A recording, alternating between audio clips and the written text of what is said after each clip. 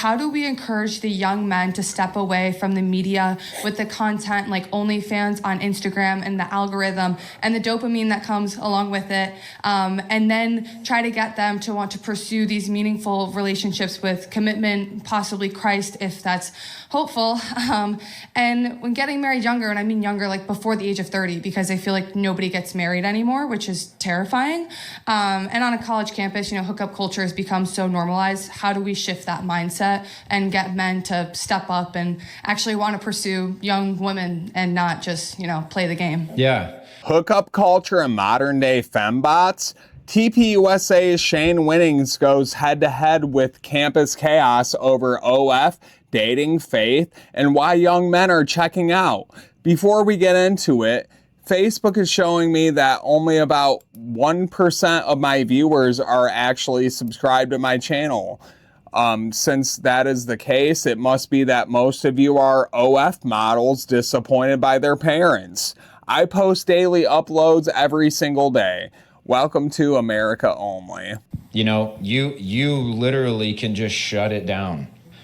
And eventually, and I mean, not everyone's going to do it, of course, but like if every woman on campus did, guys are going to shape up really quick because they're like, bro, it ain't working anymore, And if women were saying, dude, I want a respectable man, I want a husband someday, I'm not trying to have a good time for a night.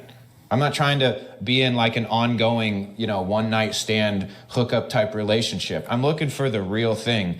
That's going to force men to do the right thing. So I do think women have a huge role to play in this.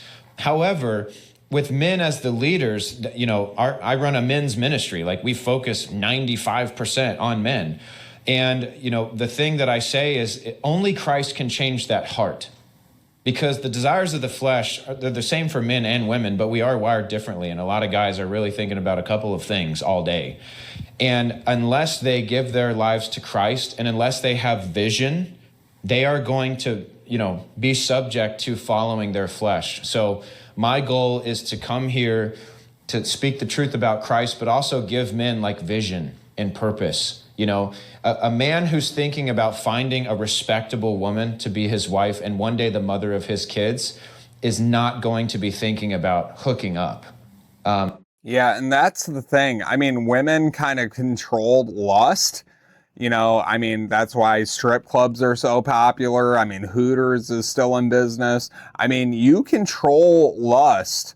Like you can influence a man regardless of his situation, whether he's married or single, whatever. I mean, women have to actually step up and actually acknowledge this, and they can fix the problem right away. I mean, you can get a good man immediately as soon as you adopt these ideas and beliefs. Like, you won't have any problems anymore.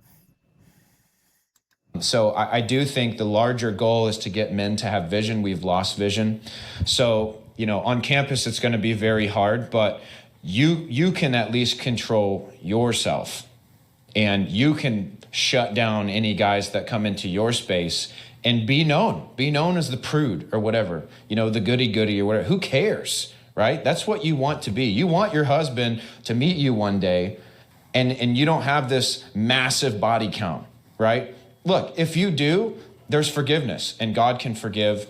And, I wasn't a virgin when I met my wife, but I'm grateful for her not holding that against me and overlooking that and showing me grace and understanding that that's who I was before I met Christ. So I just say that to say, when I met my wife, I wish that I had never even held hands with anybody else.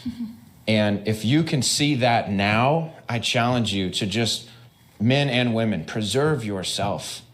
Focus on God, focus on yourself, become the best version of you, and you'll be so glad that you did. I mean, speaking for myself, I have one body under my body count, and I am so proud of that. I just don't understand why people are just giving out free samples of themselves to every single person they meet on Tinder, on, Bumble, on all these dating sites. Like, you're giving away pieces of yourself to people that you don't even know. And I mean, even if you decide to start dating these people, you realize the red flags right away. And it's like, just save it, you know? Like, you don't have to spread your legs. This is all on women. Unfortunately, it's unfortunate, but it is on you. I mean, you control it. You let the man, you give the man permission to proceed.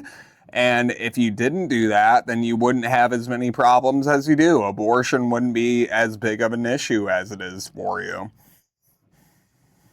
How do we steer away from social media as a society now that our culture has become so infested by it? The reality is, like, this is the direction that it's heading. And that's why a lot of people are jumping ship. They're going to homeschooling, they're doing co-ops, they're doing stuff like that, because we can't compete with this. Kids are spending an average of like 8 hours a day on their phone.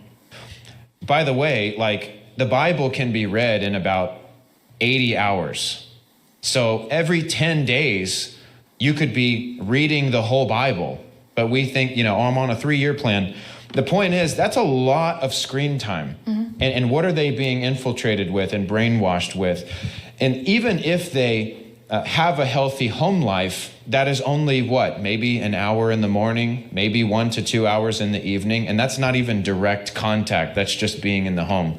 So the point is, you know, I wouldn't say that this generation is lost. We're doing the best we can, but we have to figure out the mistakes that were made and focus on the next generation so that they don't come up the same way. So to some degree, and we see it on these campuses, you know, I'll give it the best I've got, very respectful, but, you know, it's like ramming your head into a brick wall talking to some of these people. And they're just going to have to learn the hard way. They're going to have to go out there and fail. They're going to have to go out there and be miserable, hit rock bottom. And I pray at that point they find God. I pray that there's preachers like myself who speak the truth and one day it cuts them and they repent, you know, of their pride and of just ignorance. I say all that to say, like, the problem is so huge that, you know, you and your awesome group of teachers can't fix it. So, you know, the reality is you choose to stay and dig in and try to make a difference, or you kind of see the writing on the wall and you know, avert your efforts to something else. And we get it, ladies. You all have friends that have an OF account. We get it. You don't have to, like, shit on them. You don't have to make fun of them for it or dismiss them of any sort. But it's not right, you know? You're not supposed to be a bunch of, like, trollops in American society, and that's what you kind of became. I mean, you know, you can't really get mad when men have, like, disagreements with your decisions. Like, we want wives. We need you. Men will admit that we need women, but women won't admit that they need men. It's kind of sad, you know? Like, we're supposed to be, like, magnetic. That's like literally how God made us. We're supposed to fit together, and yet women just don't want it. And I feel like it's kind of like an issue between, like, the AI companies and everything. Like, they're spewing all this propaganda so eventually they can sell, like, AI girlfriends and AI boyfriends and stuff like that. So, I mean, keep falling for the propaganda. We'll see if I'm right in a couple of years. I probably am. It's a sad thing that's happened, but the problem is so massive that, you know, it should grieve us because there is no quick fix. In a world surrounded by a lot of guys, I would say, that are living for the world and their flesh, but you want to be a light to them. How do you be a light to them, but also how do you know when to keep pushing or when to pull back? Because they can quickly become a like vacuum pulling you down. Yeah. You know, it is true. You will become like the 5 people you spend the most time around. So wisdom I would give, and I heard this from another pastor, you know, put people in 3 different categories. 1, you've got your, like, close friends, your best friends. My best friends are like me. They're running after God. Like, they do not want to compromise. They're not going to lead me closer to sin. They're going to lead me closer to God. When I'm around them, it makes me want to be more godly. Those are my best friends. And you let your guard down with your best friends, right? Then there's a second category of people which you need to have a pastoral relationship with. And this would be unbelievers or, you know, lukewarm friends that could pull you down. We're human. We're subject to temptation. We're subject to give into that temptation. So we don't want to constantly put ourselves in that situation. And so if you see a friend group that is not living for Christ, but maybe they were your buddies or something, you've got to put them in this category of pastoral relationship. And what that looks like is, I can't hang out with you like I hang out with my best friends. When I hang out with you, I'm not going to beat you up with the Bible, but I very much am going to be looking at this more so as like a pastoral relationship. Yeah, and that's true. I mean, the Bible is 100% true. Look into the archaeological findings. I mean, check out Dr. Kent Hovind. I mean, these things have been proven, and if you want to dismiss them, that's on you, but you're just following the religion of evolution theory. It's a religion. Like, you guys follow the religion of science, and that's fine. Science has its limitations, and there's a reason why they always call their ideas theories, because they're not exactly proven yet. I mean, just give it some time. Where, I'm going to let my opinion be known about some stuff. I'm not going to engage in sinful activity. I'm not going to put myself in that.